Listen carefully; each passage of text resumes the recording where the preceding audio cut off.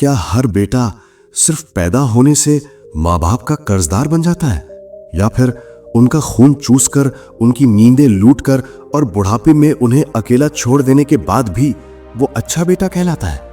आज की ये कहानी आपको रुलाएगी नहीं, तोड़ेगी, क्योंकि ये कहानी है उस माँ की जिसने भूखे रहकर बेटे को खाना खिलाया, उस पिता की जिसने खांसते हुए भी मजदूरी नहीं छोड़ी, और उस बेटे की जो सब कुछ पाकर सब कुछ भूल गया।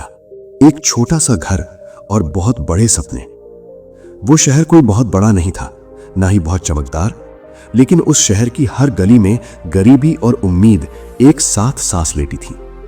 उसी शहर की एक तंग सी गली में एक छोटा सा घर था। घर इतना छोटा कि अगर दो लोग खड़े हो जाएं तो तीसरे को दरवाजे के पास रुकना पड़ता। बरसात आती तो छत से पानी टपकता। माँ रात भर टपकते पानी के नीचे बाल्टी रखती रहती।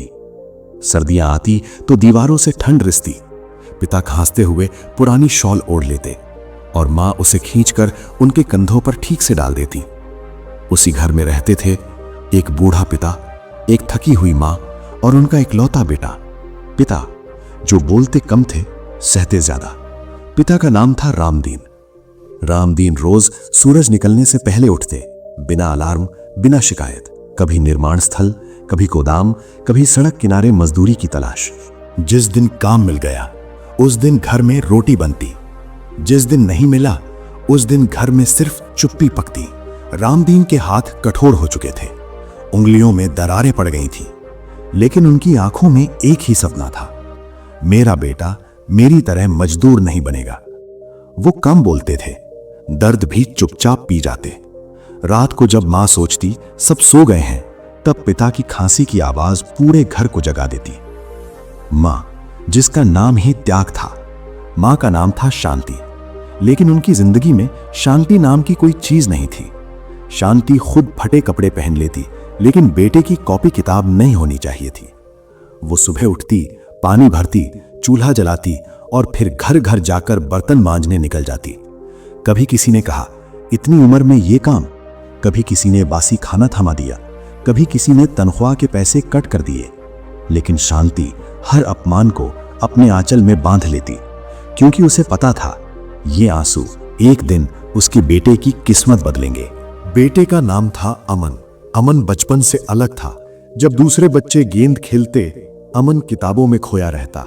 एक दिन उसने मां से कहा, अम्मा मुझे पढ़ना है, मैं बड़ा आदमी बनना चाहता हूं। शांति कुछ पल चुप रही, आंखों में आंसू थे, लेकिन चेहरे पर मुस्कान। पढ़ेगा मेरा बेटा, जरूर पढ़ेगा।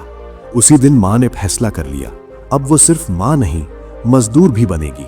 घर में कई दिन ऐसे भी आए जब सिर्फ एक रोटी होती। शांति उस रोटी को दो हिस्सों में तोड़ती, एक छोटा हिस्सा अपने लिए और बड़ा हिस्सा अमन की थाली में। अमन पूछता, अम्मा तुम नहीं खाओगी? वो हंसकर कहती, मैंने रास्ते में खा लिया। लेकिन रात को खाली पेट जब नींद नहीं आती तो शांति चुपचाप छत की ओर देखती रहती। अमन पढ़ने में अच्छा निकला। स्कूल में टीचर कहने लगे, इस बच्चे में कुछ है। जब अमन पहली बार क्लास में फर्स्ट आया, मां ने मंदिर में दिया जलाया, पिता ने पहली बार मुस्कुराया। लोग कहने लगे, इस झोपड़ी से हीरा निकलेगा। पिता की चुप पीड़ा। लेकिन इस सब के बीच रामदीन धीरे धीरे कमजोर होते जा रहे थे। खांसी बढ़ गई थी, सीने में दर्द रहने लगा। मां कहती, डॉक्टर को दिखाओ। वो कहते, अमन की फीस बाकी है। रात को जब सब सो जाते, रामदीन अपनी छाती दबाकर आह भरते। लेकिन सुबह फिर वही मजदूरी। जब अमन को अच्छे कॉलेज में एडमिशन मिला, शांति रो पड़ी। फीस सुनकर पैरों तले जमीन खिसक गई, लेकिन माँ बाप ने हार नहीं मानी। शांति ने और घर पकड़ लिए। रामदीन ने बीमारी छुपाकर डबल शिफ्ट की। उस दिन अमन शहर जाने लगा। माँ ने उसके बैग में गुड़ और पुरानी सी रोटी रख दी। शहर में सब महंगा होता है बेटा। बस जाते वक्त अमन ने पीछे मुड़कर देखा। माँ आंचल से आंसू पोंछ रही थी, पिता हाथ हिला रहे थे। उसे क्या पता था, ये वही हाथ हैं जो एक दिन उसका इंतजार करते करते कांप जाएंगे। शहर जहां सपने पूरे भी होते हैं और इंसान खो भी जाता है। शहर बड़ा था, भीड़ से भरा, ऊंची इमारतें, तेज रफ्तार जिंदगी। अमन पहली बार इतनी बड़ी दुनिया में आया था। कॉलेज का गेट उसे किसी महल जैसा लगा। अंदर घुसते ही उसे लगा अब मैं भी कुछ बन गया हूं। शुरुआत में वो वही पुराना अमन था, कम बोलने वाला, ज्यादा पढ़ने वाला। हर रविवार माँ को फोन करता, अम्मा खाना खाया? बाबा ठीक है ना? माँ खुश हो जाती।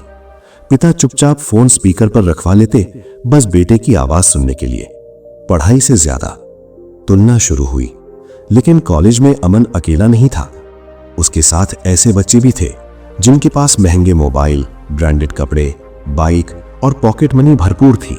धीरे धीरे अमन को अपनी करीबी चुभने लगी।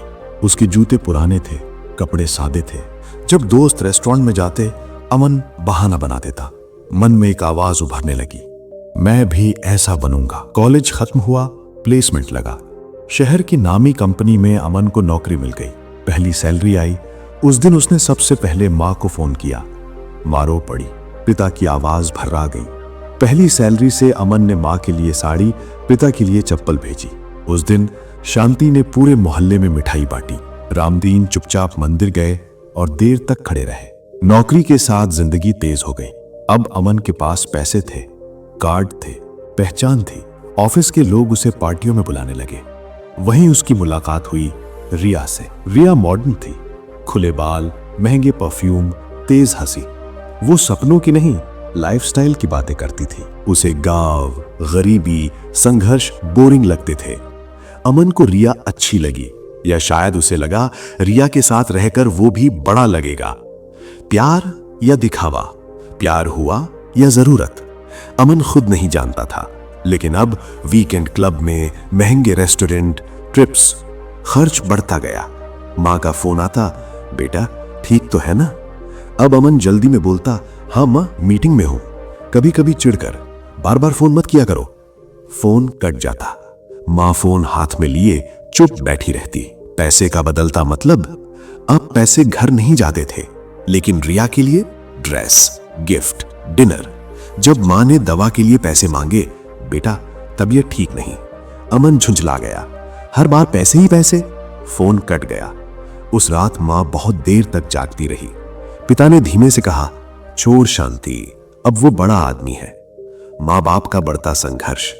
घर की हालत फिर खराब होने लगी। रामदीन की खांसी अब रुकती नहीं थी। शांति फिर से और घर पकड़ने लगी। कई बार कमजोरी से हाथ कांपने लगते, लेकिन वो रुकती नहीं। हर दिन दरवाजे पर बेटे का इंतजार। अब अमन फोन भी कम उठाने लगा। रिया कहती, इतना गाँव गाँव क्यों करता है? अपने स्टेटस के लोगों में रहा करो। अमन चुप रहता, क्योंकि कहीं ना कहीं वो खुद भी यही सोचने लगा था। वो रात जिसने सब कुछ बदल दिया। एक रात ऑफिस पार्टी थी। शराब, हंसी, शोर। अमन गाड़ी चला रहा था, तेज रफ्तार। अचानक एक ट्रक सामने आया, जोरदार टक्कर। सब कुछ अंधेरे में डूब गया। डॉक्टर बोले, बच गए हो, लेकिन महीनों काम नहीं कर पाओगे। रिया आई, थोड़ी देर चुप रही, फिर बोली, मैं किसी बोझ के साथ जिंदगी नहीं गुजार सकती, और चली गई। कंपनी का मेल आया, नौकरी खत्म। दोस्त धीरे धीरे गायब हो गए। अब अमन अकेला था। रात के सन्नाटे में उसे याद आए मां के फटे हाथ, पिता की खांसी और कटे हुए फोन। उसने मां को कॉल किया, फोन नहीं लगा। अमन पहली बार डर गया। उसके पास सब कुछ था, फिर भी कुछ नहीं था। और उधर माँ बाप अब भी दरवाजे पर इंतजार कर रहे थे। वो कॉल जो नहीं लगी। अमन ने कई बार कॉल किया, 1 बार, 2 बार, 10 बार, फोन नहीं लगा। पहली बार उसके दिल में डर उतरा। इतने दिन तक अम्मा फोन करती थी, आज फोन क्यों नहीं लग रहा? उसने खुद को समझाया, नेटवर्क होगा, कल लग जाएगा। लेकिन रात बहुत लंबी थी, नींद नहीं आई। उधर माँ बाप की टूटी हुई दुनिया। उस छोटे से घर में अब सब कुछ खामोश था। अनाज का डिब्बा खाली पड़ा था। शांति कई दिनों से कमजोर थी। रामदीन ने धीमे से कहा, शहर चले क्या? यहां अब कुछ बचा नहीं। शांति की आंखें भर आईं। बेटा आएगा। रामदीन ने नजरें झुका ली। कब? शांति के पास कोई जवाब नहीं था। एक सुबह वे दोनों एक छोटा सा बैग लेकर घर से निकल पड़े। दरवाजे पर शांति रुकी। दरवाजे को हाथ लगाया। भगवान, अगर मेरा बेटा कभी लौटे तो उसे बता देना, हमने उसका इंतजार किया था। अमन कुछ हफ्तों बाद अपने पुराने मोहल्ले पहुंचा। गली वही थी, लेकिन सब कुछ सूना। घर के दरवाजे पर ताला लटका था। उसका दिल धड़कने लगा। पड़ोसी बाहर आए, तेरे माँ बाप यहाँ नहीं है? कहाँ गए? अमन की आवाज कांप रही थी। भूखे थे बेटा, मजबूरी में दूसरे शहर चले गए। उस पल अमन की टांगें कांप गईं। उसने दीवार पकड़ ली। उसे याद आए मां की आवाज, पिता की खांसी और उसका गुस्सा। वो भागा, पूछता रहा। आखिरकार एक मंदिर के पास उन्हें देखा। शांति बहुत कमजोर हो चुकी थी। उसकी आंखें धंस गई थी, होंठ सूखे थे और सांस हर पल टूटती हुई लग रही थी। अमन को देखते ही उसने मुस्कुराने की कोशिश की। वो मुस्कान मां की थी, लेकिन उसमें सालों का दर्द छुपा था। अमन जमीन पर गिर पड़ा। उसने मां के पैर पकड़े, रोते हुए बोला, मां, मुझे माफ कर दो। मैं अंधा हो गया था। मुझे नहीं पता था आप लोग इतना सह रहे हो। शांति ने कांपते हाथों से अमन के सिर पर हाथ रखा। बहुत धीमी आवाज में बोली, बेटा, मां बाप माफ नहीं करते, मां बाप बस इंतजार करते हैं। उसकी आंखों से 2 आंसू गिरे और उसकी सांस अचानक रुक गई। रामदीन बहुत देर तक शांति के पास बैठे रहे। फिर अमन से बोले, बेटा, जिंदगी बहुत सख्त टीचर है। गलती पर सबक जोर से देती है। कुछ महीनों बाद रामदीन भी चले गए। आज अमन उसी मंदिर के बाहर बैठा है, हाथ जोड़कर सिर्फ एक सवाल पूछता है, क्या ऐसे बेटे को स्वर्ग जाने का अधिकार है जिसने अपने माँ बाप को जीते जी भूखा छोड़ दिया? जीएफ का प्यार सुविधा तक होता है, दोस्तों का साथ मजे तक होता है, लेकिन माँ बाप का रिश्ता हर हाल में साथ देता है। जो उन्हें भूल जाता है, जिंदगी उसे बहुत देर से लेकिन बहुत गहरे तरीके से याद दिलाती है।